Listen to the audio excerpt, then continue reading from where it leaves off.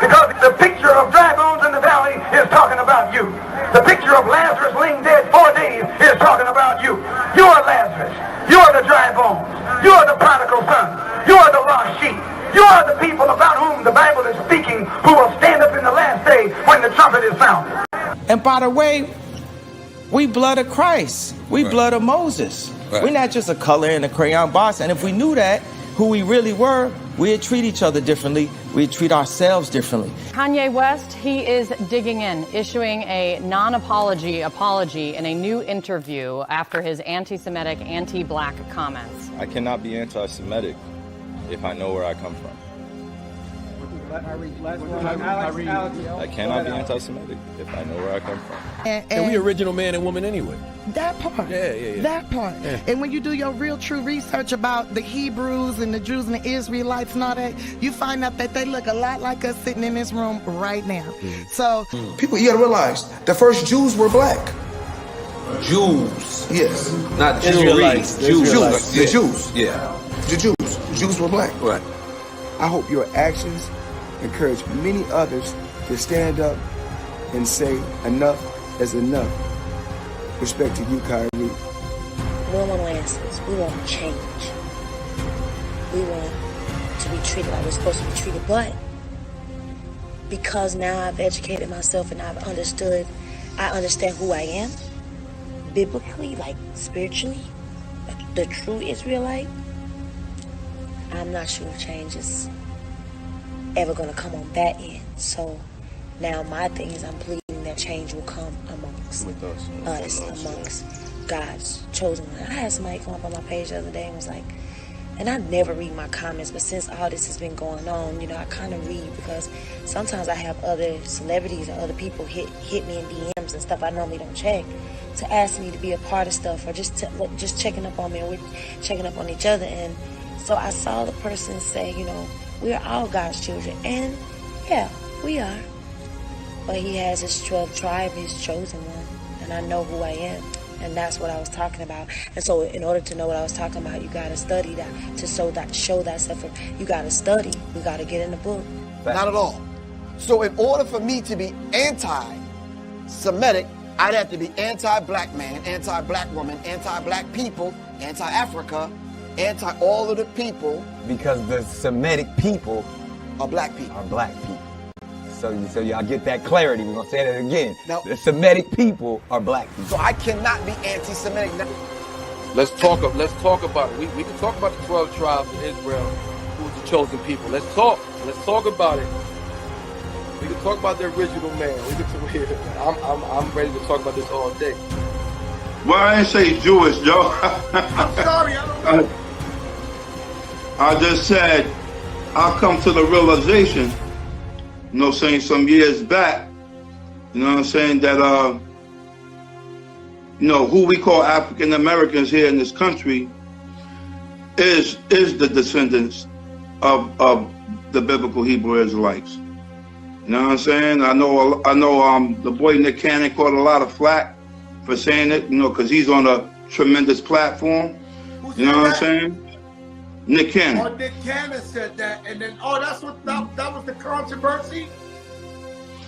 Yeah. Because he mentioned that the original Hebrew Israelites was people of color. You feel me? And so. But it's not just him saying that. You know, if you study, you read certain history books, you start digging. You know what I'm saying? That's all you're gonna see. You know what I'm saying? So if you apply yourself, you know what I'm saying? It's documented so much throughout history. It became a problem for us because of the propaganda machine. But it's more of a problem for them. Right. Because they've taken our birthright. Right. They don't want us to be them. Not deeper than that. They don't want us to be us. I thank God, Father God, for this moment, this situation, this circumstances here tonight. And I thank his son, Jesus Christ, who loved me and who gave himself for me. I'm honored to be here tonight. To the people of the book, my people, I love you. The message is, the work is finished. Walk in it.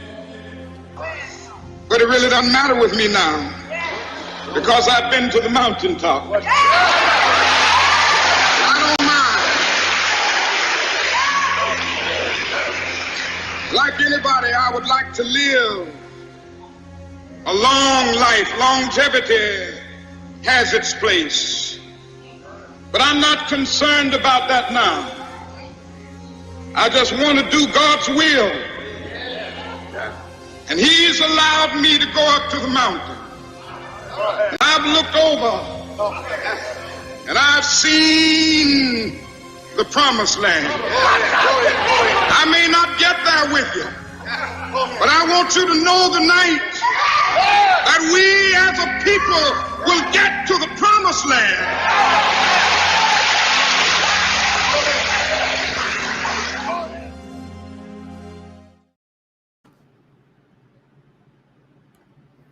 And Shabbat Shalom, Shabbat Shalom. Pray everybody is well. Brother Najee. Hey, Shabbat Shalom, people. Shabbat Shalom, family out there. Hope everybody's doing well. This beautiful Shabbat day here on the West Coast. A little rainy, but that's always okay. Brother Banya, how you doing, bro? All praise and honor, glory to the Most High. Shabbat Shalom, everybody that's in the room too. I didn't know it was raining out here. It's raining. Well, we both in Cali, but we some serious miles away from each other. So Yeah, I hope it do rain. yeah, man. Yeah, you're in South Cali, so it never rains down there, bro. Yeah, I know. Don't you remember that song? Never. How'd it go? Yeah, what was it? Tony. It never rains in Southern California. Yeah. But Well, given what happened in was it South Carolina and Florida? I mean, no matter of fact, it's Texas and Florida. That I hope it don't rain nowadays. Yeah, exactly right. Most High is bringing judgment on America. Exactly. It's a very important topic we're talking about as far as the name Legitimus Historica, or the legitimacy, the historic value of the Bible compared to how it's commonly looked at as a religious book.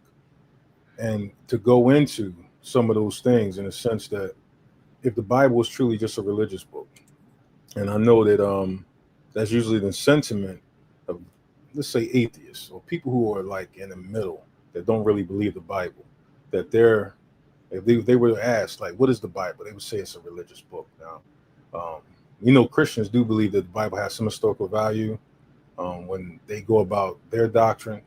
But as a whole, if we're looking at the Bible as a historical book that can allow a nation to go into a land and commandeer the land and say that we're those people, and that their legitimacy, or the legitimacy of their people being the ancestral people of the land, that would even move for the government of the United States, Great Britain, during the League of Nations to say, hey, man, let's move them in there off a biblical principle. Because that word alone will have some ambiguity. Are we saying the biblical principle religiously? Or are we saying the biblical principle historically? And that's what we're talking about. Like, that's where we come in. If we're talking about the Bible as a history book, then who's the legitimate heirs to that land? Who should be getting the billions of dollars in foreign aid, reparations, repatriation? Who should be actually going into the land and with a right to be there and not just masquerading to take borders that don't belong to them?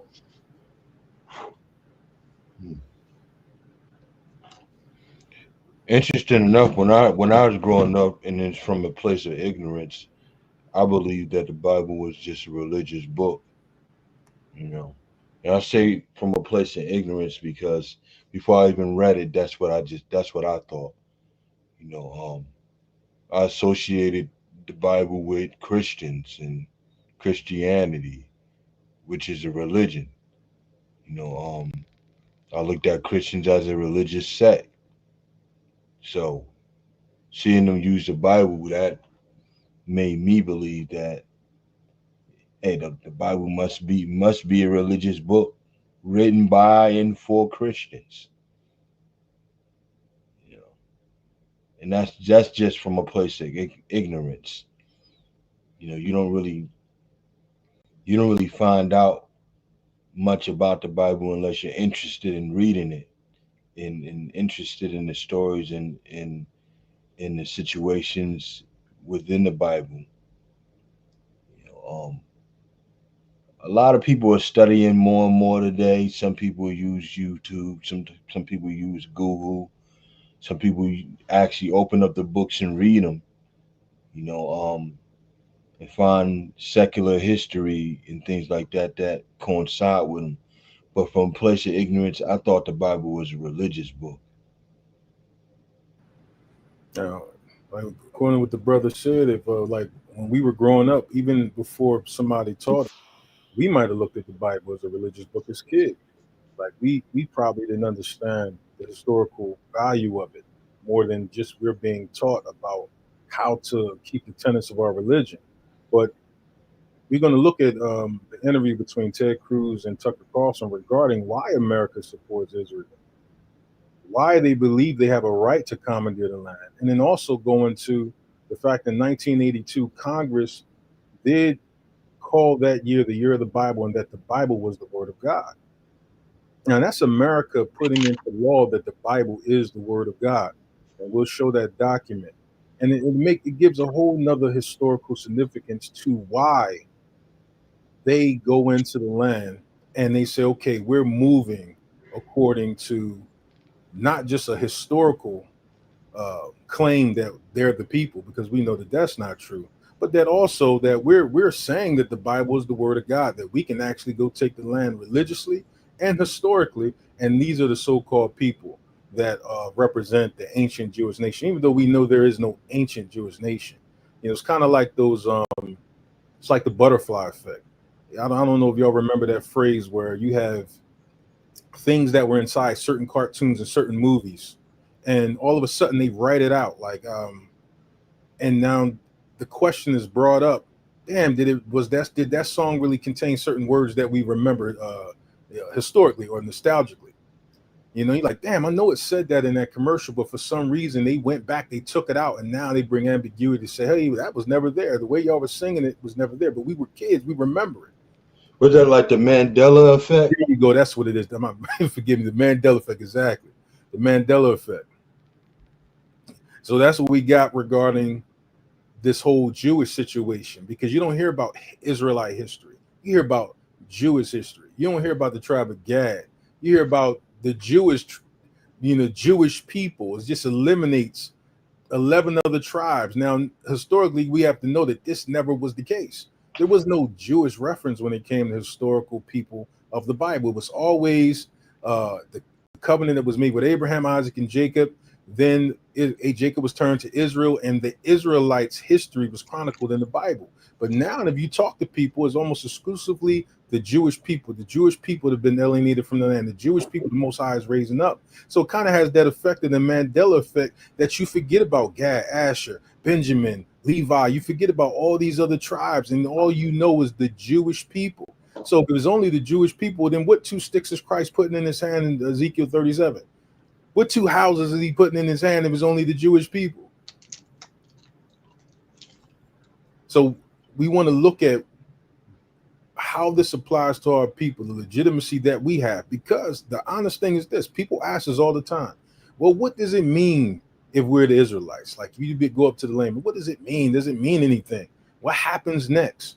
Well, for the Jewish people who claim to be us, billions of dollars in foreign aid, land, hills, valleys, vineyards, houses, a nation, military might and muscle, historical ties to the most renowned people that have ever lived, historical ties to be the children of the Most High God. This is the greatest and most preeminent position on the earth. This is for which every religion is based off of. This is the nation that gets the most respect. And it was, we'll see in this interview, that who the Most High, well, who blesses Israel shall be blessed, and who curses Israel shall be cursed. So that legitimate claim we're going to go into as well as the historic value over the religious perception. Brothers want to say anything to that? Yeah, I wanted to get brothers' take on something before you start the video. All right. Like, if you was to state in this full context of what you believe the Bible is, how would you describe it? And this is just for all the brothers. You can either concur with the first answer, or you can add on, or whatever. But I would like to know how would you explain your view of the Bible to a layman's?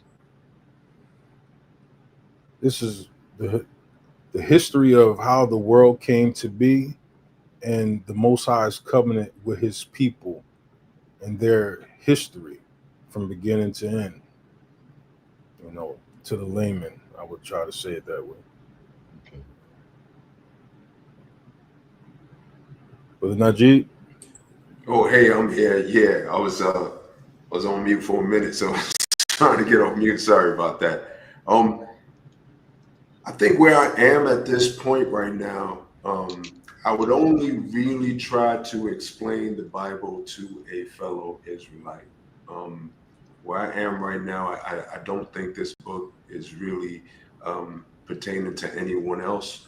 And I think for us as Israelites, we really need to take hold and learn this book, learn what we've been missing out on for all these many, many years, many, many centuries, and really get a hold of it before we start teaching anybody else about it.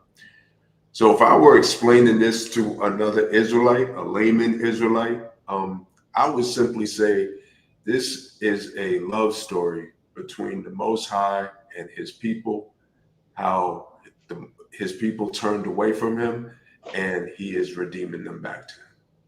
That would be my explanation. Yeah, I would say that this is a history book that documents the relationship between God and his people, and past and future prophecies that would pertain to their relationship, along with some laws and history.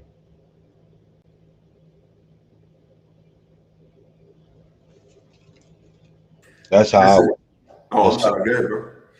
that's how I would explain it. I would say it's a book that documents the relationship between God and his people. A book that's filled with laws and also wisdom. And that's an interesting take, because some of what you guys were talking about before, when we first started, about kind of what is the Bible and the history of it. And I know for myself, coming up, all I knew of the Bible was what I learned in the Christian church, you know, as a kid coming up. But I noticed that around me, everybody was the same in terms of what we thought the Bible meant and what we thought it meant to us. There were, you know, what somebody would call diehards, right? There's usually the black mother taking the children to the church. That's the diehard, right? The diehard was usually the black mom. And then you had those who just believed, which was basically everybody else. Everybody believed, but everybody wasn't diehard. You know, so you kind of had, you know, me coming up, you kind of had those two places. You had the mother and taking her kids every Sunday, or sometimes every day to church. And then you had the others who believed, but kind of did what they wanted. And being out of the Christian church now, I kind of see that things are really the same when we talk about the quote unquote black church and Christianity. Things are still the same. Their beliefs haven't changed. Their structure haven't changed. It's all still the same. And that means that their understanding of what the Bible is hasn't changed either. So this awakening to who we are means a lot, and it certainly means a lot to our people, our Christian people who are still in that same mindset. This, Brother Bond, you want to say something? Yeah, that's interesting because, you know, so we understand that the Bible is a history book, right? But if you think about how you got the information in a classroom about history versus how you got the information of the Bible in the setting of a church, sitting behind the pews, you wasn't given information concerning the Bible in a way that you would believe that it was history. The pastor would find a quote out of the book and he would make a sermon off of that. There wasn't a real sit down and teach about the geographical areas and timelines and bloodlines or genealogy within that book. You know, he would find a situation or a statement that was made, and he would build a sermon off of that, opposed to going through the Bible and saying, okay, here this situation happened and this was the proverb or the lesson to be learned within this situation, behind what God was trying to do. You know, they wouldn't go through the whole the book. Some people wouldn't. I know there's different method of teaching, but what I would see as a broad is that a statement would be found, a situation would be found, and a sermon would be made off of that situation to make it applicable to today, or a lesson that we're supposed to learn today within that sermon. And see, to go with what you're saying, I don't know if you remember Reggie White. Reggie White used to play for the Eagles, then for the Green Bay Packers, but then he became like what they would call an ordained minister. And before the end of his life, he wanted to take a trip to Jerusalem to really learn about the Bible, to really learn the language. But prior to that, he used to say when he would go up before churches, he would just grab a verse out of the Bible and he would teach a whole sermon off that one verse. And he was like, this is what he was taught to do. You just take a verse and you just teach or go around or give a speech about that verse. And a lot of pastors, even going back to when I first came into the truth, remember being on this 7-day Adventism line with all these pastors. And I remember I brought up the book of Jude one time. And some of them, they asked me, hey, where's this book at? Is this book even in the Bible? And then these are pastors of churches. And they're asking me, is the book of Jude in the Bible? And this is a real story. This is not like someone, this being made up that a pastor of a church is saying, well, where is the book of Jude? Is this, is that in the Bible? and you're pastoring a church. So that's what we go into, that while the world teaches us, or that the perception is that in America per se, that the Bible is a religious book and it takes away from the historical foundation. They take the Bible, or they take the Hebraic scriptures, and they move borders. They use the history of it to say we have a right to take something on behalf of a people, moonlighting as the ancient Israelites, or particularly the tribe of Judah. I'm going to show this document, to show that America does not look at the Bible as just a religious book. They look at the Bible as a historic book, for which they basically said the Bible is the Word of God. So when you say the Bible is the Word of God, it goes deeper than just a religious context. I'm going to try to expand it more so we can see it. Let me know if it's clear when I bring this document up. And this goes back to the things that we've been teaching for years regarding the Exodus and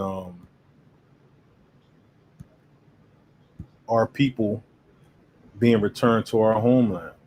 And right here, this is it says Congress declares Bible the Word of God. Public Law 97-280, October 4th, 1982. And You might need to enhance it because it is small. It's small? All right. Is it clear, or is it just too... Let me see if I can grab up another document that's more clear. Maybe it can... All right, I think this one might be clear. I mean, it's a little blurry, but I got another one. Let me see if this one is a little blurry, but let me see. I think I got another one that's a little clearer than that one. I think this is the one I'm looking at. That one looks even blurry. Let me take that one down.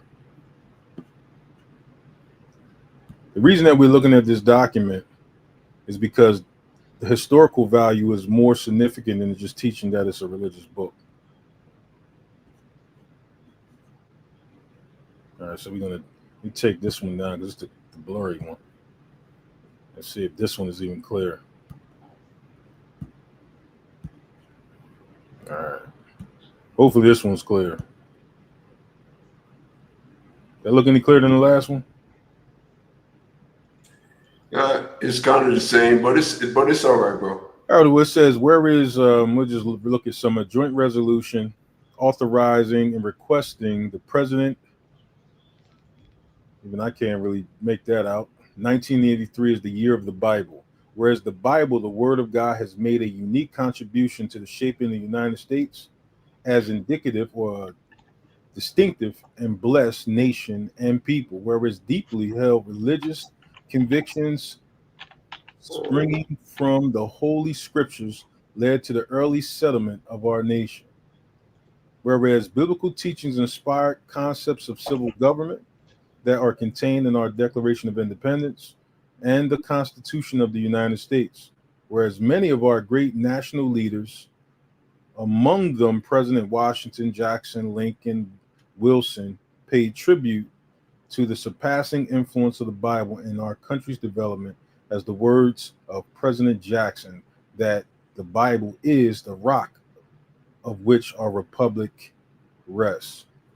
Now, I don't read the whole thing, but even within this document, you see that it's a religious implication, and there's also a historical implication. They built their foundation, or supposedly their foundation, on this country. And I know early on in America, they held more true to certain biblical principles in the inception of this country. But so we know that America gives a lot of validity to the Bible, at least at that time it did. Now we fast forward to the time that we're in now. They were going back to 1948. If our people are saying that we're the legitimate heirs of the land, it's no different than if a person goes home and you have what they call squatters now. Somebody's in your home.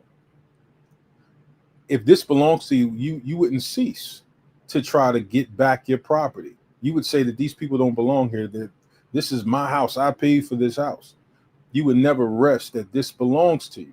And we're in a situation now where you have a people masquerading as us that are holding that position as the legitimate heirs of the land. And they're committing a genocide actively, starvations actively, based off of a biblical principle. Now, it doesn't have to be said every day that it's a biblical principle, but we know that that's what they're basing their right to the land is that they're the people returning to the land and that they have a right to expand those borders. And if you look at the direction that they're going, even with the treaty that they have with Egypt, they plan on expanding those borders always up to the Euphrates River, down to the Nile. So prophetically, you can see them going in and finishing off the Palestinian state, which is almost there. You can see them going into Jordan, as the Bible prophesied. You can see them going, was it Jordan up to Syria, and then going further to commandeer those lands, based off of them saying they're the legitimate people of the book. So our people in America, what can we say about this? If we're the true people, and everybody gives blessings and money and a historical name to these Jewish people, why wouldn't we expect the same? Why wouldn't we argue the same? In a minute, we'll pull up that video by Tucker Carlson where Senator Ted Cruz actually says why they helped these Jewish people go into the land and take Palestine. I don't know if brothers want to comment to what we just looked at.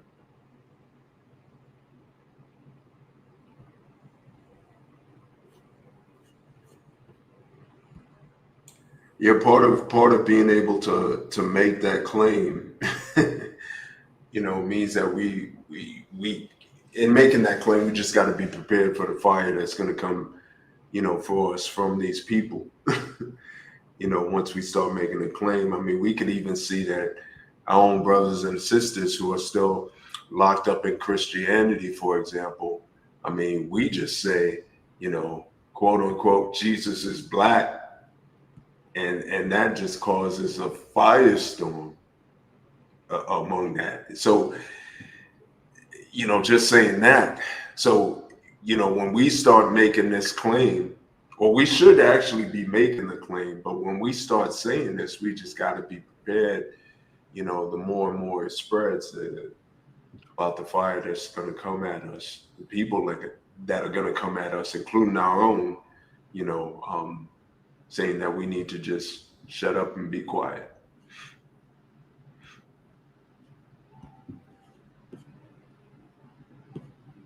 I think we've been saying that. Like, we've been saying we're the people of the Bible, but I think we don't have no expectation with the claim. Like when we were saying, let us go, we should be saying, let us go, because prophecy is moving forward. The only difference between us and our people in Egypt is that our people said, let us go. And it says, Exodus 4:22, it says, Israel is my son, even my firstborn, let my people go. Israel is my firstborn, or my son, let my people go. That's the difference between us and them right now, and saying, let us go. The prophecies are going to go forward regardless. Everything that we're saying is in line with what's already going to happen. When the Most High said he will recover us from the four corners of the earth, he will return us to the land, and he will pluck those people out. But we're looking at the motivation of the people to say, okay, if nobody else is claiming that they're the Israelites, at least in the form where it could be respected, we're going to claim it. We're going to claim it, and we're going to use that to take the Holy Land. We're going to use that to steal gold and silver. We're going to use that to kill and maim and, delegitimize the true people that belong there. So, brother, let me know if you're ready to start this video. Brother Bonnie, if you want to say something.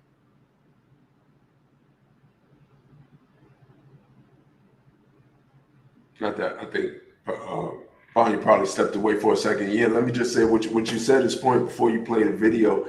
I think there's a difference between, and this may sound like kind of a contradiction, but a difference between just saying it and a different and proclaiming it. You got, man, how many Israelite channels out there now? You got some Christian channels out there now, and I'm just talking about YouTube, not even the social media platforms, proclaiming that yes, we are the people of the book. quote unquote black people are the people of the book. Everybody can agree on that. But what does that mean?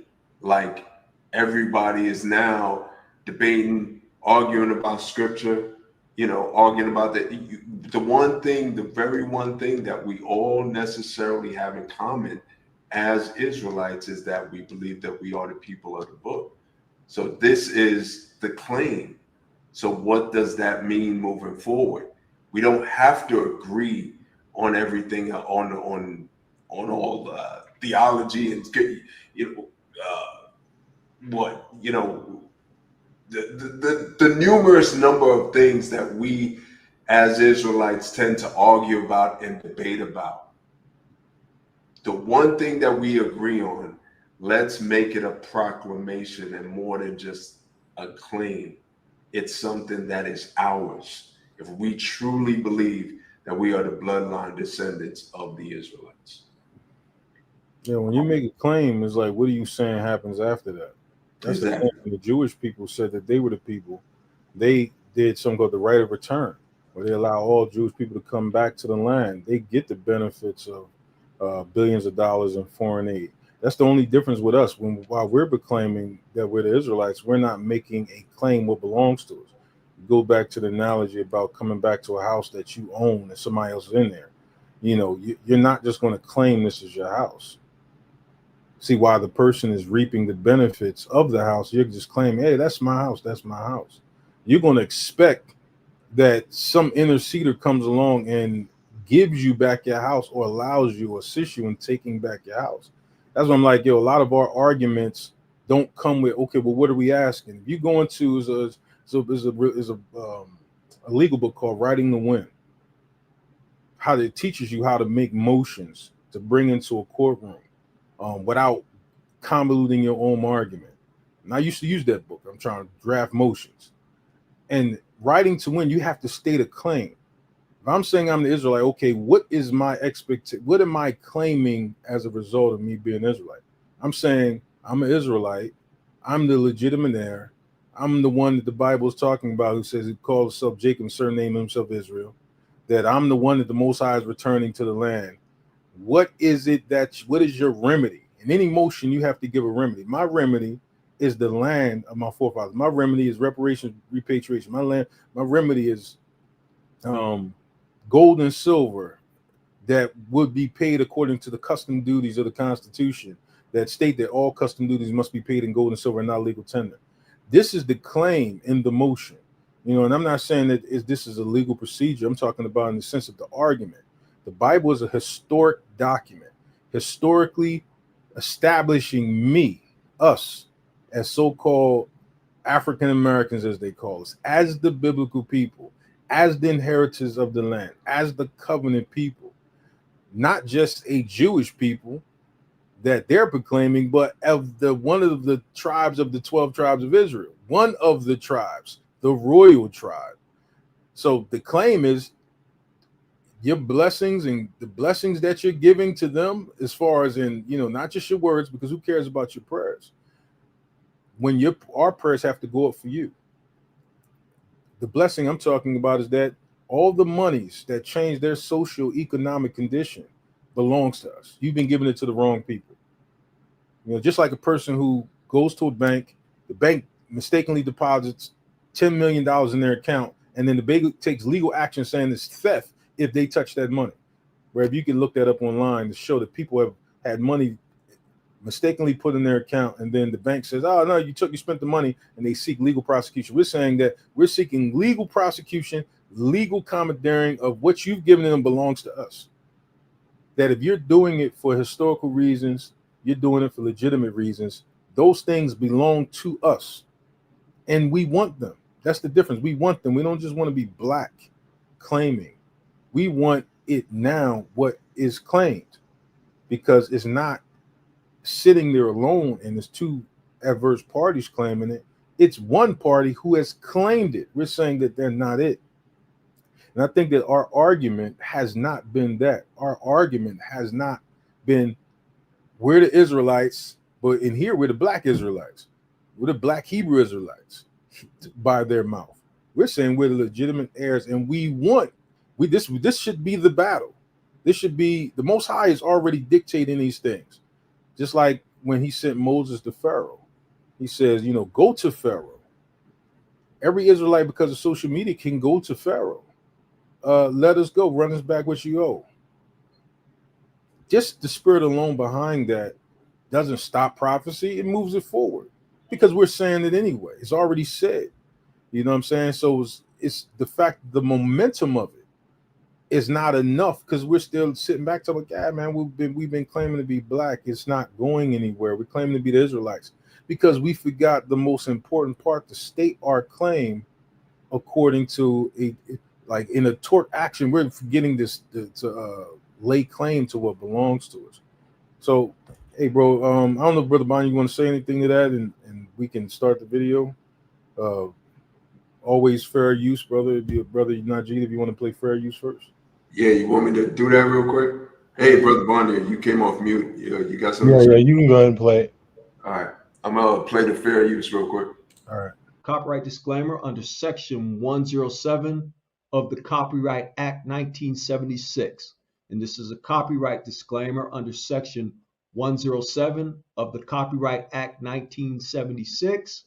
Allowance is made for fair use for purposes such as criticism, comments, news reporting, teaching, scholarship, and research. Fair use is a use permitted by copyright statute that might otherwise be infringing. Nonprofit, educational, or personal use tips the balance in favor of fair use. Now, before we play this video, this is just to eliminate all the religious arguments that the Bible is a religious book. When Ted Cruz says what he says, no longer can it be used as just a religious book that only has religious significance. When you're talking about making military moves and establishing lands and heritages and names and ancestral connections in a means to take land is already occupied and to commit genocide against people. So now the Bible in this moment is no longer a religious text, at least for whoever's looking at it like that.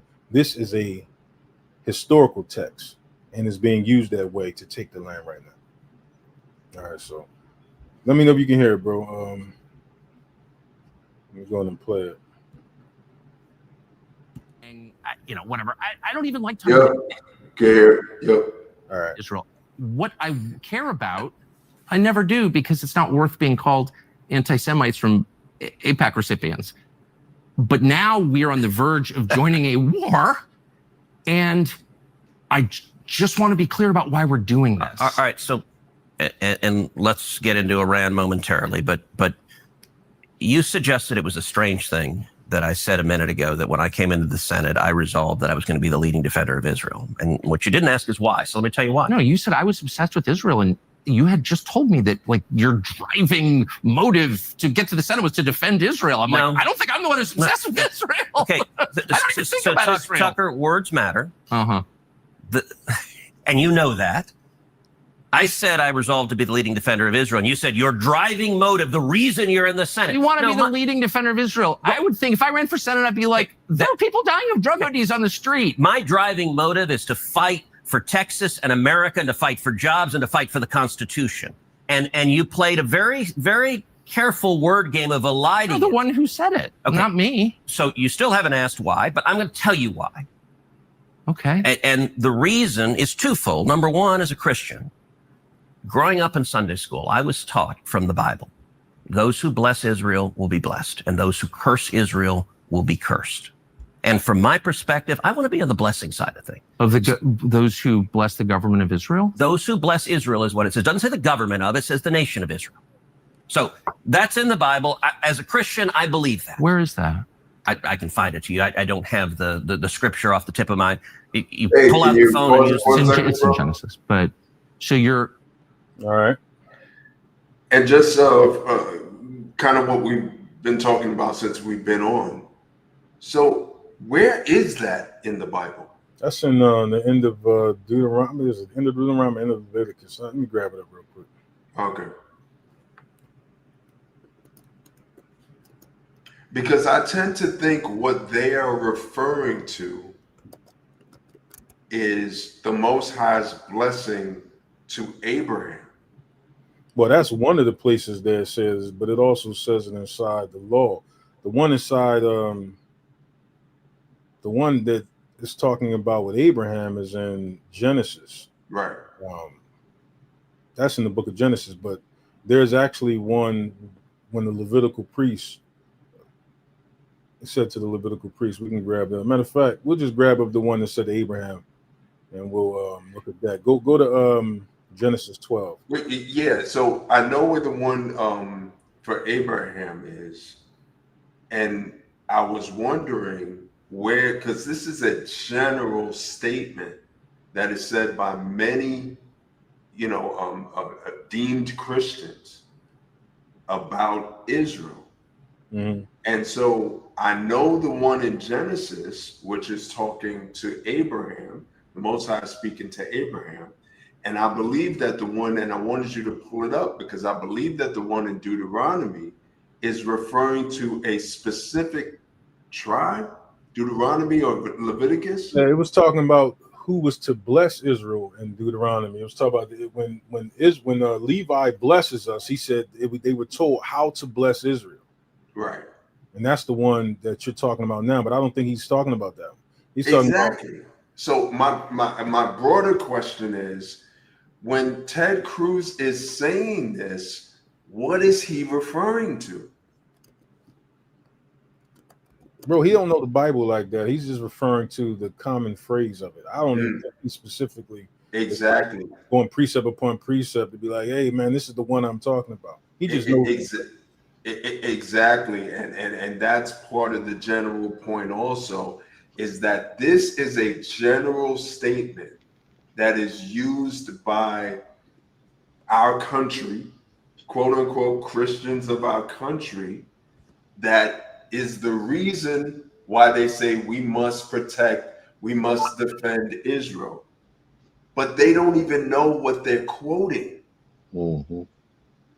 That's my point. They have no idea what they're quoting, because when I look at it, it seems to be more specific. I thought that maybe I'm reading this wrong and I'm interpreting this wrong, and I don't have a good understanding of what the Most High means when he says to Abraham, those who, bless you, I will bless those who curse. And I'm paraphrasing here. Or when he says it in the law through Moses. It doesn't seem like it's saying that to me. You would think also that whoever they would send out to represent them like that would have knowledge of that scripture and what it actually meant and how it was quoted.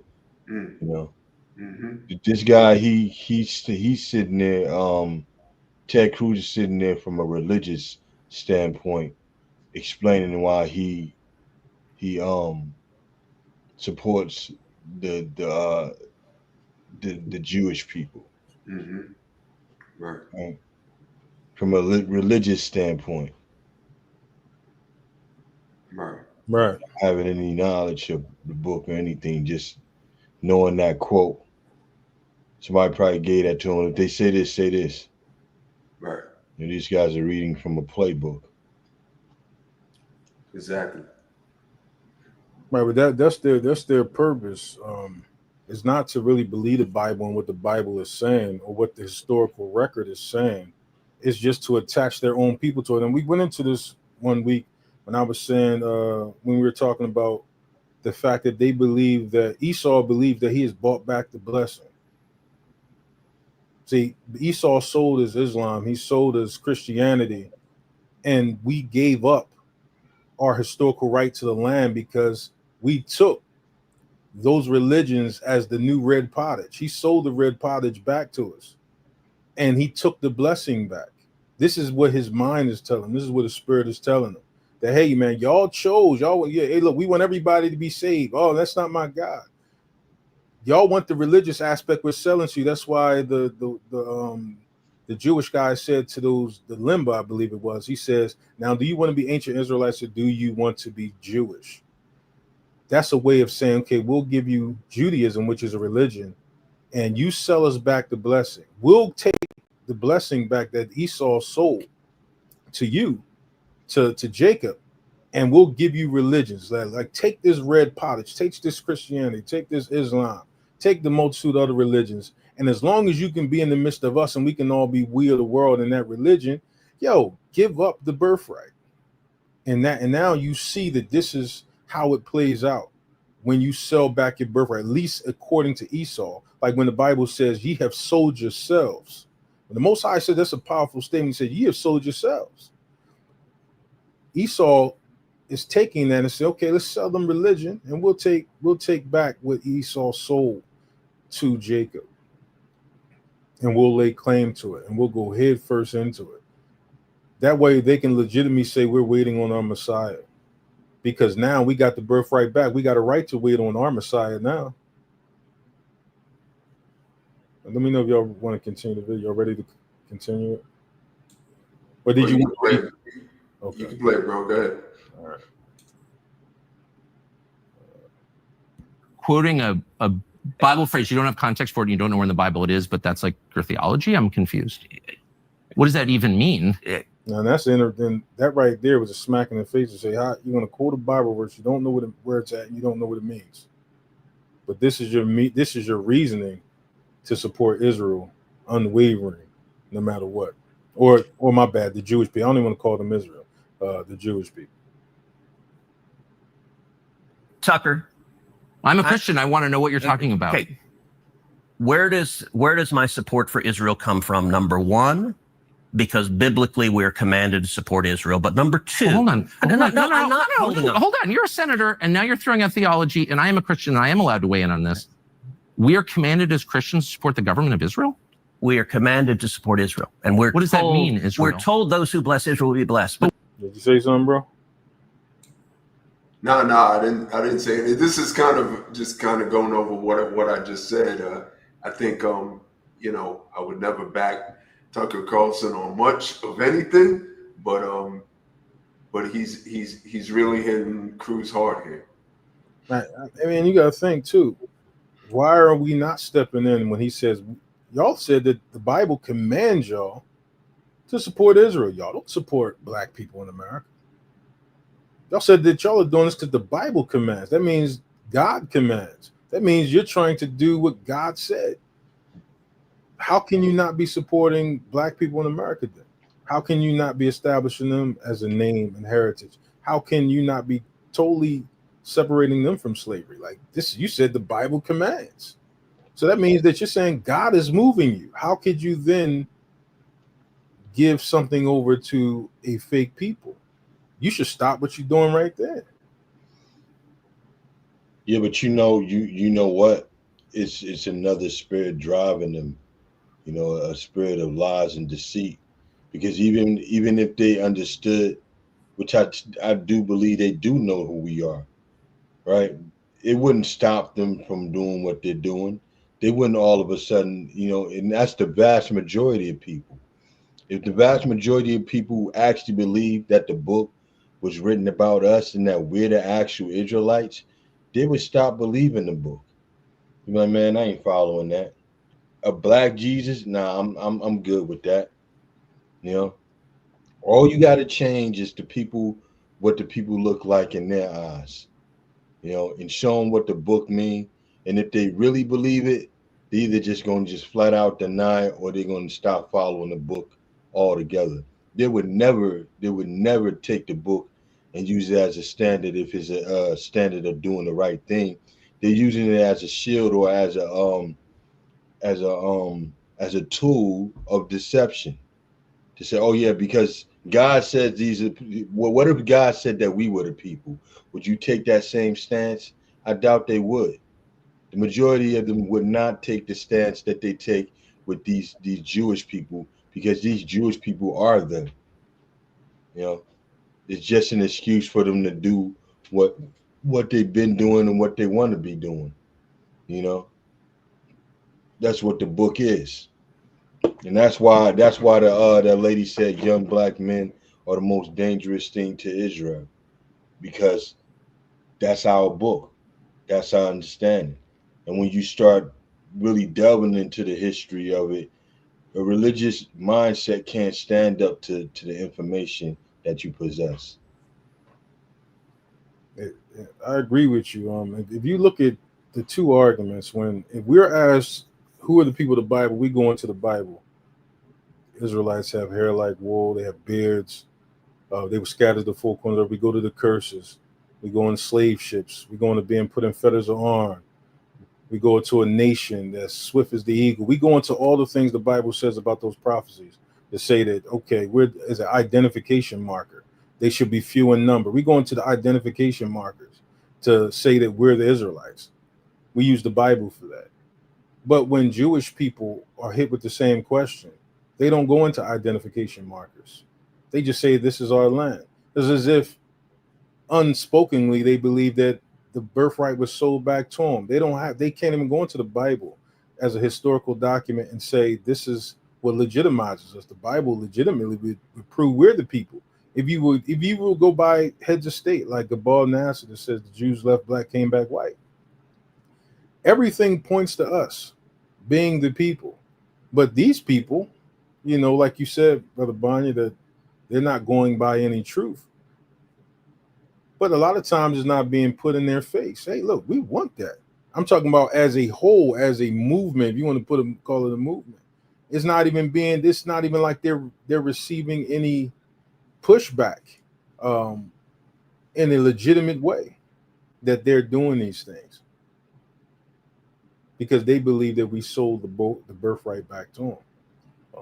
And I think that's the claim that we're making now, even with the Bible being a history book. Separate all the religious talk. We know it's a history book because they're using it historically to legitimize an illegitimate people and to take land. Like, imagine that if you got a country that's built off of, no intertwining between church and state.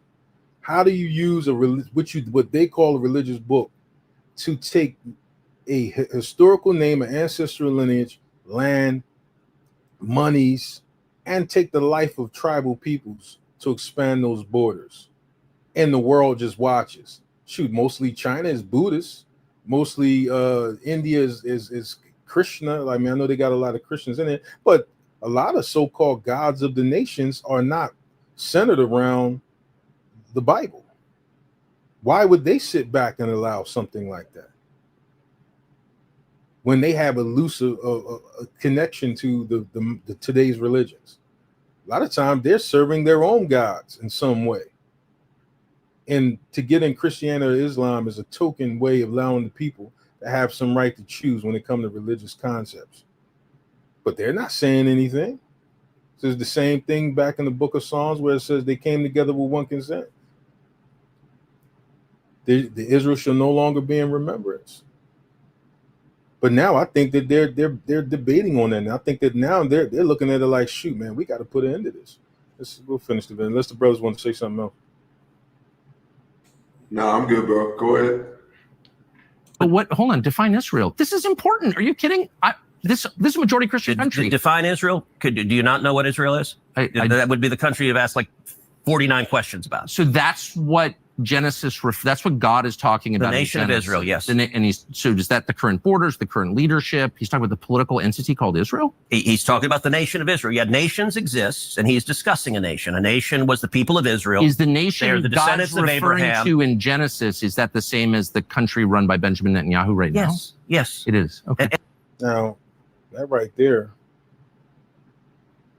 when he says that that's the nation that the Bible is talking about, he says yes. That's the part where we're crying foul ball. Like, shouldn't this have to be proved? They have a treaty called the Covenant of Political and Civil Rights, where a nation, to be established as a nation, has to have the support or or two nations have to vouch for them that they belong in that land. What two nations vouched that those white Europeans are the ancient Israelites? What two nations was this during the League of Nations that if they were going by the Covenant of Political and Civil Rights, what nation say, you know what? Yeah, they are the ancient Jews. Was it Palestine? Jordan? Was it Lebanon? I mean, was it Afghanistan, Iran? Who are these neighboring nations that said those are the people that should be returning here. Because according to those treaties, that's what has to happen. It couldn't be America. America's too far across the Pacific and Atlantic Oceans. It can't be Great Britain. It can't be the people that's in the Balfour Declaration. So what nations that's connected to Israel right now say, "Hey, these are the people that should be returning"? And by the way, it's not run by Benjamin Netanyahu as a dictator. It's a democratic country that elected. But he's the prime minister. But that's the whole point of this part, right? I don't even think they get into any more on that. I don't know if y'all want to watch a little bit more. It's up to you, bro. Yeah, that's the gist of the point, is that those people are being legitimized by other white people, you know, that they're the people of Israel. It's funny that you can only bring up that argument when trying to say that they're the Israelites or the ancient Israel, and it's no longer the Jewish narrative, because that's not what the Bible would support. So the Bible is a history book when it comes to these political moves that they're making right here. And how does that play for us? Because I don't think that we go out our way to lay claim who we are. I think that we take pride in it here in America. But what substantial steps have we made that we want the land that's being taken right now? What substantial steps have we made to say we have the real right to return? What substantial steps have we made to say it's a difference between us and them? We're saying that this home that was purchased is our home and not their home. They're squatters. Like, is that the claim that's being made broadly? You know, when people say that the Hebrews were black, we watched the video about with Malcolm Jamal Warner. He said that, you know, that they changed through iconoclasm or iconoclast, the image of Jesus. And they, you know, he was a woolly-haired Hebrew with bronze skin. We're making a lot of the religious arguments. We're not making the nation-building arguments, or even holding their feet to the fire. Where are the political leaders at to say, "Hey, man, that's our land"? Where are the political leaders that say you can't be free from slavery while being in the borders of the land that enslaved you? Where are the leaders at to say you can't say that you've been liberated or freed, or abolition has truly taken effect, or emancipation, if we're still carrying your last names? Like, we're the ones who are saying asking the hard questions, the real questions. Nobody is saying that. That's why they don't. That's how they are easily able to delegitimize us. Give me 1 second, brothers. My grandson is here. I'll be right back, brothers. All right, no problem. I think one of the things Brother Elisha just pointed out was we had come across this video that Malcolm Jamal Warner had set out. He was telling a poem in front of looks like a orchestra. I'm just gonna play that for a second. It's not a long video. We already played the fair use, so let me just kind of put this on the screen. So everybody can see that. And again, of course, he's coming from a kind of unity perspective in this poem, just a unity of America, and he's talking about the importance of Juneteenth.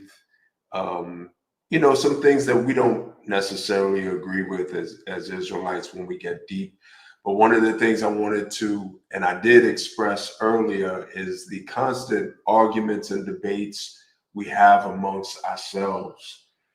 And sometimes I think it's really important that we remember what unites us as Israelites, as bloodline Israelites, is the belief of who we are, and that we need to get back to the Most High as his bloodline people, as his children. That is the most important thing that binds us together. Everything else is secondary at that point. Now, of course, some of you are probably thinking, oh, this person doesn't believe in Mashiach. This person believes that, you know, Joseph is the real father. again, the thing that binds us is that we are bloodline brothers and sisters, children of the Most High. And sometimes I think that that is the thing we really need to focus on moving forward. So I'm just going to play a little bit of this. Hopefully you guys can hear it. And hopefully you guys can get the gist of why I'm playing it. Okay. Here we go. Oh, you want to say something, Brother Bunny? No, I was just listening, man. You guys pretty much said it all. All right, bro. Here we go.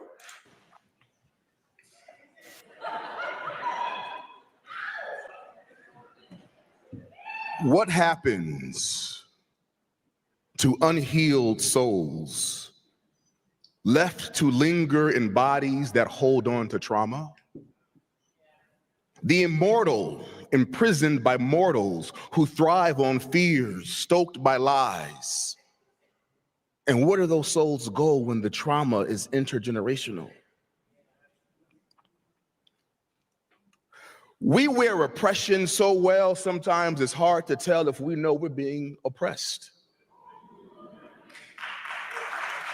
We wear stress like it's tailor fit,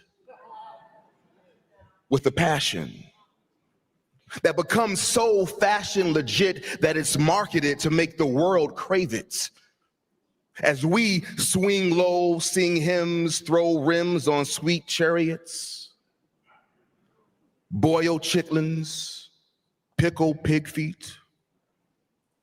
We beat drums, dance jigs, spit intricate anti-black misogynistic rhetoric over beats that bang harder than the hardest ghetto gangs.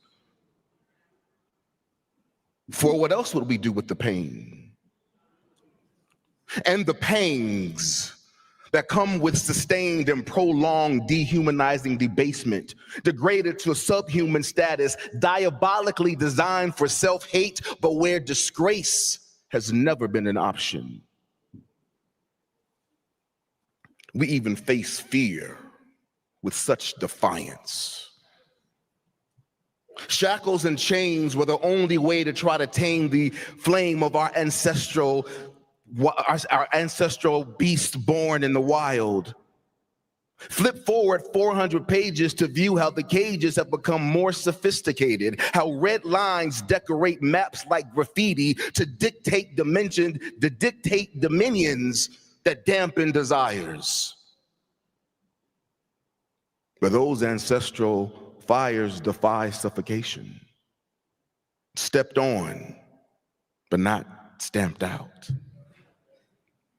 Our spirits continue to dance through subjugation at every junction on our traumatic journey. We transform pain into celebratory mode, communicate code in a language colonizers can't understand, they can't decipher, but they attempt to copy because they know it's clever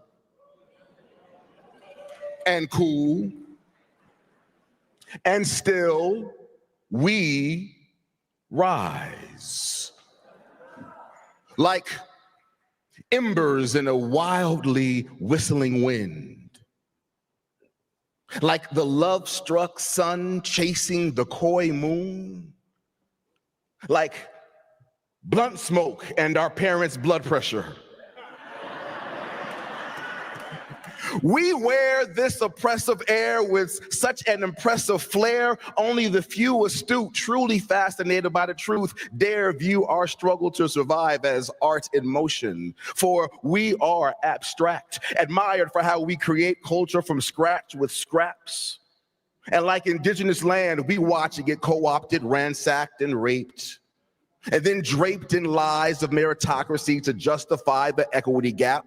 And we dance and we rap. You see, the art of being Black is often an acrobatic act in defending Black humanity in a world that worships a pale, long-haired Anglo-Saxon savior, even though the Bible clearly describes him as a bronze-skinned, woolly-haired Hebrew.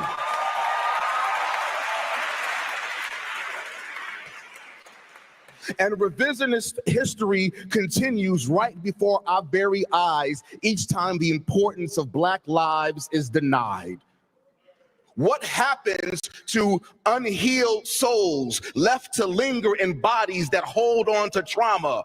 The immortal imprisoned by mortals who thrive on fears stoked by lies. And where do those souls go when the trauma is intergenerational? Uninformed race theory critics beget flag-waving parents professing patriotism who prefer their children pretend to be as blind to color as we purport Lady Liberty to be to justice. But she needs glasses so America can see how easy it is to be so indifferent to slavery when it's viewed solely as Black history. But the holy truth is, slavery is white history too.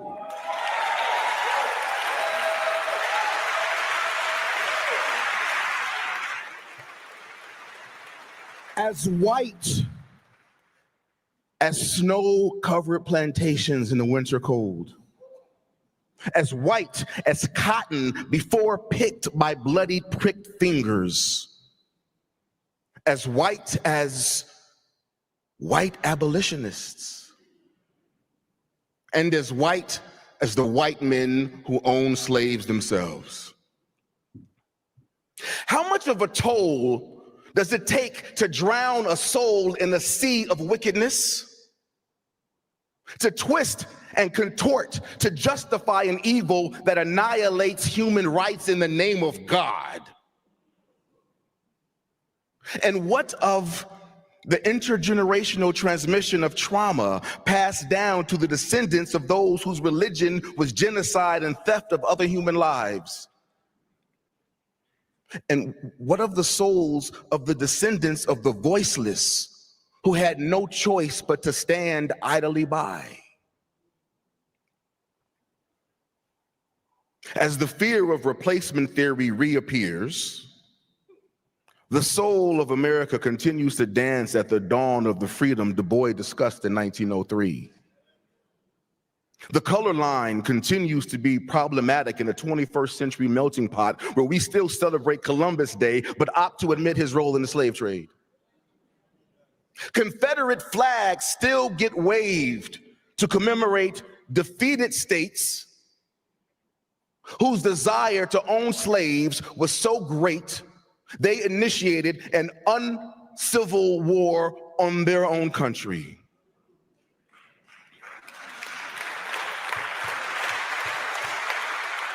And every 4th of July, for the past 247 years, we have celebrated America's independence, just not its irony that the freedom did not come to everyone. Since the 19th of June, 1865, free Black people have used that historical day in Galveston to celebrate the end of legal chattel slavery. But now that Juneteenth is finally a federal holiday, this is an opportunity for all of America's wounded souls to strive toward a collective healing. Lies corrected.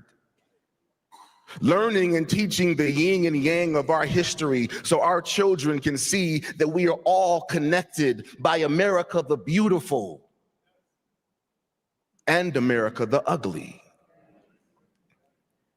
Juneteenth is a celebration of stamina personified, unfiltered patriotism that despite 250 years of slavery, 90 years of Jim Crow, 60 years of separate but equal, 35 years of discriminatory housing, our souls undeterred still jubilee dance to this freedom deferred. We are art in motion. Through the trauma of a birth of a nation whose foundation was built upon a manifest destiny of lies, looting, and genocide, and policies and philosophies designed to keep up this racial divide, we can continue to find space to illuminate. Juneteenth is not just a Black holiday, it's an American holiday.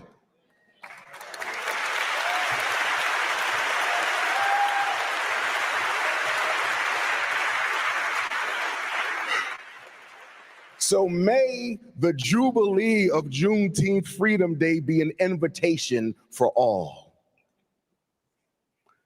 An invitation to study the truth of our intertwined history.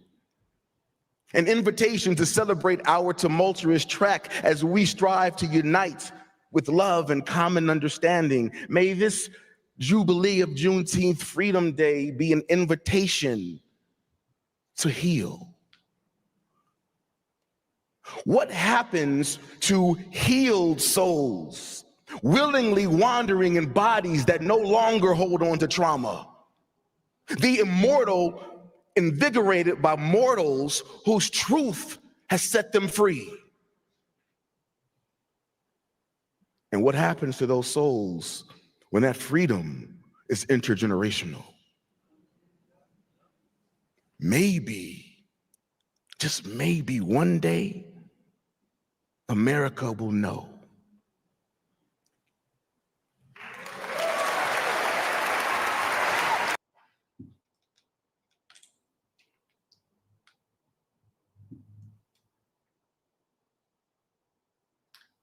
Yeah, right. So, hey, you bros got anything to say about what we just watched? Yeah, look, I know we looked at give me, I got my grandson. Guys. Yeah, they probably would say that. Hey, Brother Barney, man, elaborate. Bro, you know,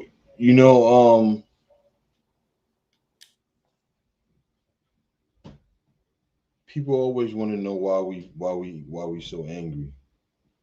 You know, everybody always walk away from being the Israelite because based off of how they say we treat other people. You know, it's a hate group. No worse than the KKK. Worse than all the murderers and all that. You know, this lady, she was on this she was online talking about how brokenhearted she was when she heard how much we hate white people. And she said, man, it's all we seen. She said, all I seen was, I hate white people. White people are the devil. White people gonna go to hell. God's gonna bring wrath down on white people. And she's like, she said it broke her heart to see that much hatred. Right? To see people hate some other people so much. I was like, how is it that it breaks your heart when we respond to hatred? I said, you say that hatred broke you, but what about the hate, the pain, and the suffering that produced that? You know, people always act like we feel the way that we feel for no reason. Like it's out of nowhere, we just feel that way. Like we don't have a history that says like these people feel this way about us. You know, you can't go online where situations happen that's negative and people just referring that to like our whole race. You know, every time you turn around, we being attacked. Black fatigue, right? That's their way of saying we tired of black people. And you got black people doing this also. Right? So you take some ignorant things that a few people do and you apply it to a whole race of people and say, oh, I'm tired of black people. Why is not no Indian, Chinese, white people fatigue? Why is not no Arab fatigue? Why is not no Mexican, Ethiopian or any other fatigue. It's always something wrong with us. You know? And then when you get people that tell the truth, man, like they just walk right out of your church, because people, they love hating us, man. It's the most funnest thing in the world to do, you know. The horrific things they do to us, man, they'll hate us, they'll eat us, make cookbooks and stuff like that on how to cook up black people. But we shouldn't be angry, understanding who we are, you know, that the truth been hidden from us. We shouldn't be angry. We should continue in this religion that they gave us and be happy that we still have that religious understanding, you know. Because you can't read the Bible for yourself and understand, you know. If you understand something, you need somebody to come in and explain that to you. So, preferably white bottle. Yeah. So. I think that they're saying, listen, they don't even really know the real reason to be mad. You know, they look at us and say they're not. What are they really asking for? They can work now. They can go into the same bathrooms, because they don't want to look at it like we got a right to say we belong to something great. So they try to make it look like we're stealing the heritage or the ancestral lineage of the Jews or to the Israelites. That's the only way they can tolerate their own religions. That's why I'm like, our argument has to have some substance. We have to have a claim. And I'm talking about where it's taken seriously, other than just going on the street corners. I'm talking about we need to really put in front, look, let us go. As we're looking at it right now with the travel ban and the deportations, that's how it's coming closer and closer to so-called darker skinned people. If you really want to get rid of us, you want a 99% America, that's really where we're going at. You want a 99% white America. You want America to look like China. You want America to look like India, where the faces of those countries is the same with the name of those countries.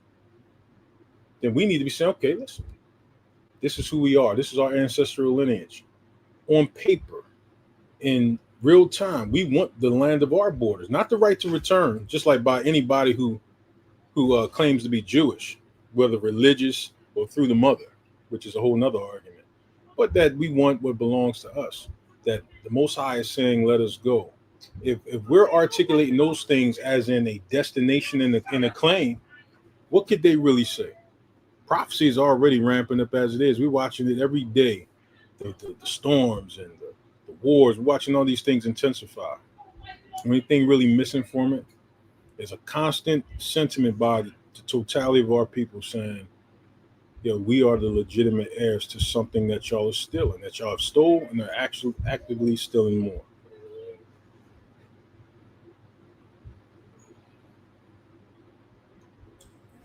Yeah, I agree. I agree with what you brothers just said. I think that if they do, and when we say they, we're talking about the powers that be, right? The American powers that be.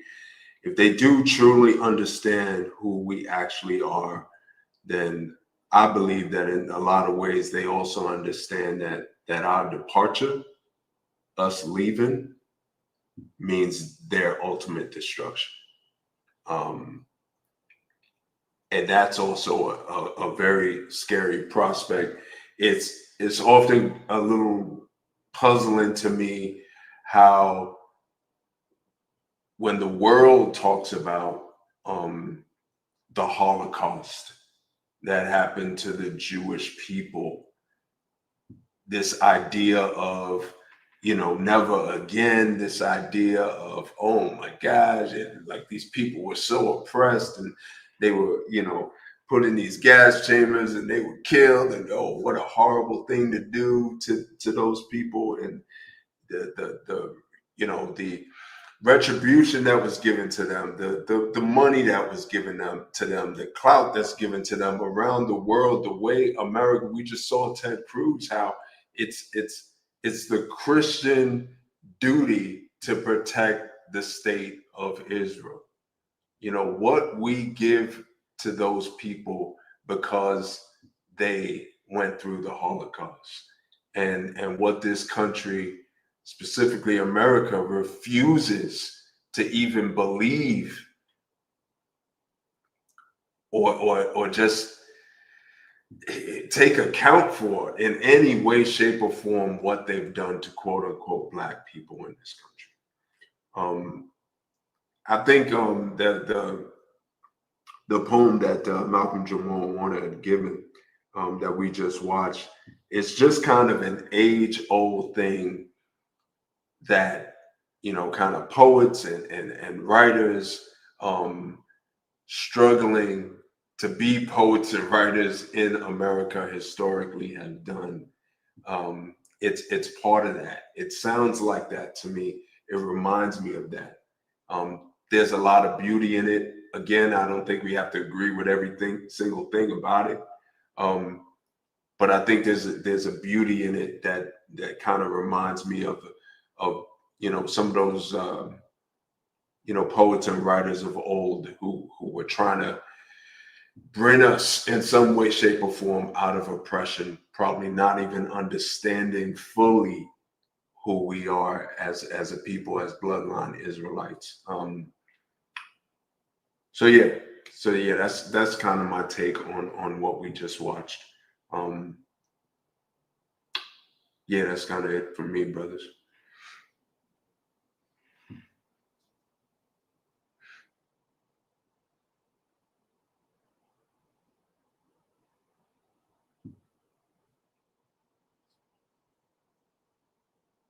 So with the going forward, you know, brothers, do we have any other videos we want to watch?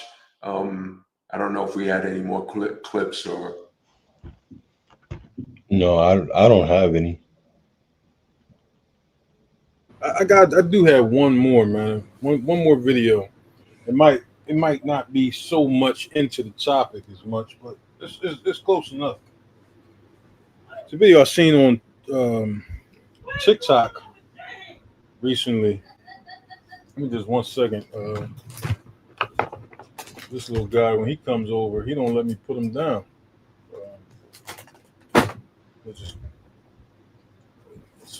Just share this one last video, and we can time out. But pull up. I'm gonna pull it up right now.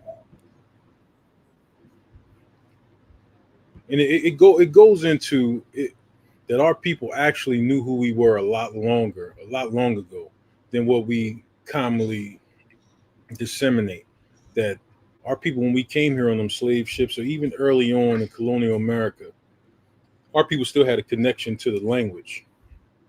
And I think white people were perplexed by it. Let me share my screen.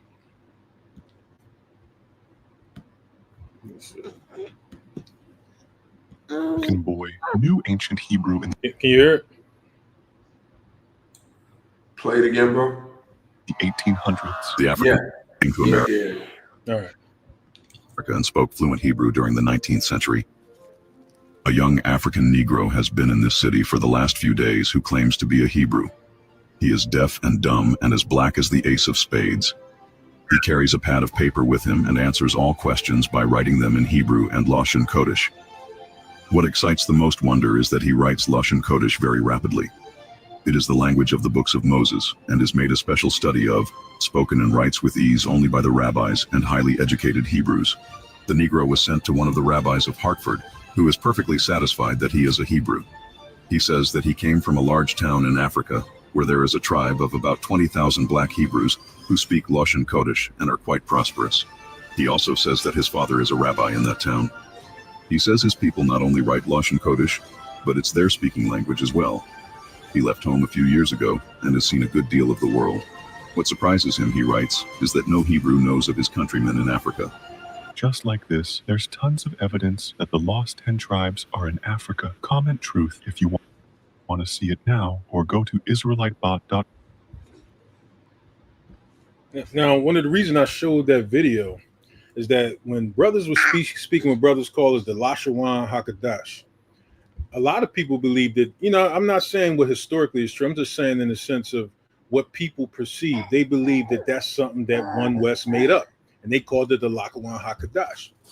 So you had a video where the Jewish dude was debating one of the camp leaders, and he said, "Listen, I teach Hebrew," and people meaned it. But this the thing: Jewish people don't speak Hebrew. They speak a Nakud-based Hebrew with vowel points. They don't speak ancient article Hebrew. They don't speak the ancient language. They say it can't be pronounced. They don't put that on Pop-Up's computer. They say it can't be pronounced. They say that nobody knows it. It's a lost language. So when you see white people or Jewish people saying they know Hebrew today, they're talking about a Nakud-based Hebrew or a Yiddish form of Hebrew where they put the vowel points in the language. And you have our people who live in Africa that is actually speaking what is known as the Lashon Hakodash or the Lashawan Hakodash, which would be more of a genuine article Hebrew. I'm talking about void of vowel points or any institution of schooling to change the language, even preceding Babylonian Aramaic Hebrew. And that's something that we speak now when we give ourselves names now. When, like the Bible says, one should call himself Jacob and surname himself Israel. We give ourselves names based off of ancient Hebrew. Eliashah, Banya, all these names that we use don't have vowel points to bring out the syllables, which is a sense of fulfillment of Bible prophecy. But it's a misconception that One West came up with the Lashawan Hakadash. You know, our people have a stronger tie to ancient Hebrew that modern Jewish people, white people don't speak. And there's also like another video. I know I said this was the last one. If brothers want to just be out, we could do this another time. Showing that some of our people in Africa actually kept traditional Torah laws, even though they didn't even know what they were doing. And I'm just talking about in the sense of legitimacy, historical value. When we're talking about legitimacy, who actually is keeping what was given to Moses? Who's actually keeping ancient Hebrew, along with the description of which is given inside the Bible? Do any brothers want to say anything to that? No. All right, so that's all I wanted to point out. We ain't gonna go no further with it. Yeah, thanks, bro. Yeah, I think that was a good point. Remember a while back, I don't know how old that clip you just played is, but a while back, a lot of studies and so forth was put out on that on the quote unquote black kid that was that was found and you know couldn't speak and was kind of writing everything down. I did hear about that before. Yeah. Well, I guess that's I guess we've said as much as we can say on this topic. Yeah, I think we did. You know, we just really wanted to present the idea of legitimacy, and like the main video that we showed with Ted Cruz and Tucker Carlson about the reasons why the United States, you know, you got a senator, one of the most powerful senators in the United States, stating a claim that we protect the state of Israel because the Most High tells us to. He orders us to, and this is just a crazy thought when you think about what we know, knowing that we are bloodline Israelites, and we got these imposters in the state of Israel claiming to be us, and everything that they are getting from the country that we live in based on that claim, which is just absolutely ridiculous. So we just wanted to come out and just kind of state this firmly, kind of state the things that we should be thinking about, the things that we should be doing, maybe putting some stuff to action instead of just saying it over and over again. Just taking our full attention off a lot of these debates and these battles that we're having, you know, and really look at the positive things. What are the positive things here? What do we as Israelites have in common? You know, we all know that we are bloodline descendants of Israel. We all know that we need to get back to the Most High and start focusing and seeking his face, crying out to him so that he can deliver us from these captivities that we are in, not just in America, but all over the world. So thank you, brothers and sisters, for joining us on this Shabbat. It's a great day for us to kind of get together and focus on the Most High and talk about the things of him. Not do any work, because this is the Shabbat, but focus on the Most High and really talk to each other about the things we need to do going forward. Anything else you brothers want to say before we close out? Indeed. The Bible is it's not a religious book. It's a history book from my viewpoint. It's a lot of Israelites turning away and saying they're no longer Hebrew Israelites, and unfortunately, they didn't grasp what the Bible was or what it was all about. It's not a movement. Before I became an Israelite, if I would have came online and said I'm no longer a black man, I'm no longer an African American, I'm just an American, and I don't want to have anything to do with being African American or black anymore because black people do this or black people do that. That has nothing to do with who you are. What other people doing doesn't have a bearing on what your bloodline is. That's not something you can choose. So when you have people out there saying they're not Israelites anymore, these people have failed to understand the legitimacy of what's stated in the Bible. What's proven in the Bible. They failed to grasp that understanding. So to them, everything melts away into a movement. Everything melts away into a religion, a mythology. And some of the people are bought and paid for. But if you really understand what the Bible is and you understand legitimacy in history, then you can't turn around and say, I'm no longer an Israelite, unless you found out your bloodline doesn't connect to that history and that legitimacy. And that's all I want to say. Shalom and blessings to everybody out there too. Yeah, before we go, I concur with what Brother Banya said. It's just clear that when brothers delegitimize us by saying they're no longer Israelites, that's all you're doing. We're making a religion by statements like that. I remember when the one brother said he wasn't a Hebrew Israelite no more. He started talking about doctrine and how white people are the ones who support him. And that division right there, that inner thought that makes you believe that just because somebody is a fan of yours, that you're going to separate from your heritage based off of those things. And you limit it, or let's say you diminish it to that. People are watching, You had a whole series done by that one dude I'm not going to mention about what he dislikes or how he's not a Hebrew Israelite according to what's perpetuated online. And like Brother Banya said, you don't make those statements when we out there doing gang violence. Nobody says I don't want to be African American no more.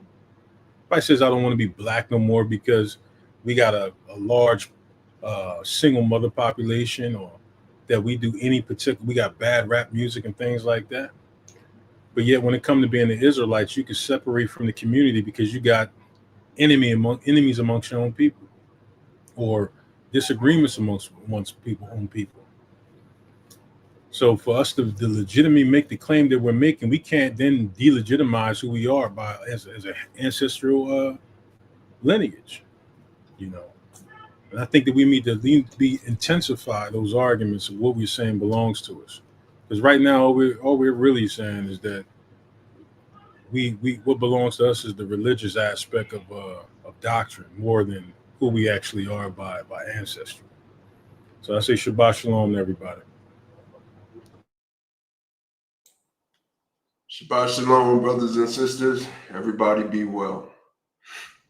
Shabbat Shalom. It's been another Salt of the Earth Productions. Shalom.